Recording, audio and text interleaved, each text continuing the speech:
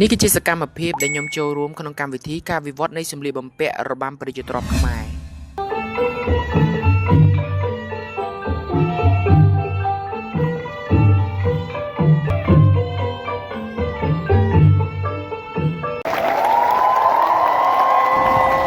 ឥឡូវនេះខ្ញុំកំពុងតែធ្វើដំណើរទៅជួបបងឆាវីក៏ដូចជា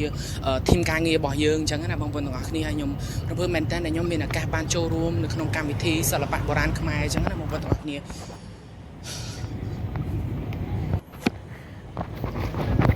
កដល់យើងនៅបងមកដល់យើងនៅយើងបានជួបយើងមកដល់យើងជួបជាមួយនឹងធីមរបស់យើងបាទសួស្តីបងប្អូនទាំងអស់គ្នាឥឡូវនេះខ្ញុំបានធ្វើដំណើរមកដល់ទីតាំងសាលចតុមុខហើយបងប្អូនទាំងអស់គ្នាហើយខ្ញុំនឹងទៅមើលនឹងទស្សនាអំពីការវិវត្តនៃសម្លៀកបំពាក់របាំប្រជាជនខ្មែរបងប្អូនទាំងអស់គ្នាហើយជាលើកទី1ដែលខ្ញុំបានចូលរួមនៅក្នុងកម្មវិធីមួយនេះហើយក៏ជាលើកទី1ដូចគ្នាដែលខ្ញុំឈានជើងចូលមកដល់សាលចតុមុខបងប្អូនទាំងអស់គ្នាដោយសារតែខ្ញុំមកមុន30នាទីឥឡូវហ្នឹងគឺខ្ញុំធ្វើការរងចាំសិនបងប្អូនទាំងអស់គ្នាហើយរំភើបមែនតើដែលបានចូលរួមនៅក្នុងកម្មវិធីការវិវត្តនៃសម្លៀកបំពាក់របាំខ្មែរគឺរបាំប្រជាទ្រព្យ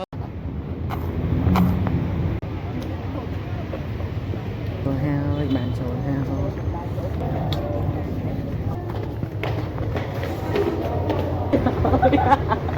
ទៅទីយើង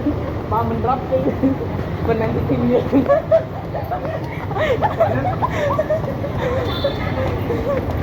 បង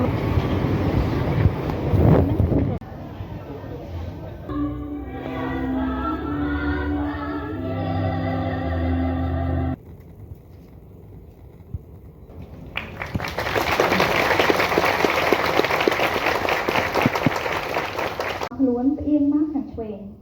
សងខាងនាឡិកាត្រូវប្រឹង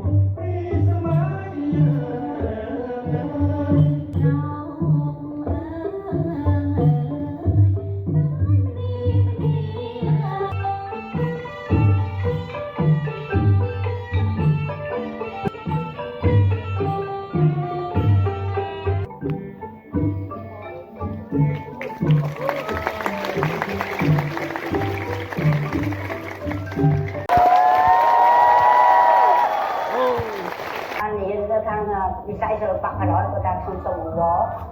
សូមជួយការពារសម្បត្តិវប្បធម៌សម្បត្តិជាតិសម្បត្តិឥ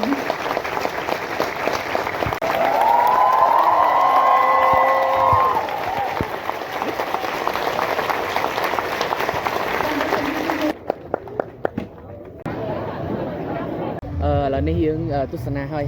យរំភើបខ្លាំងមែនតើយប់ហើយបាទយប់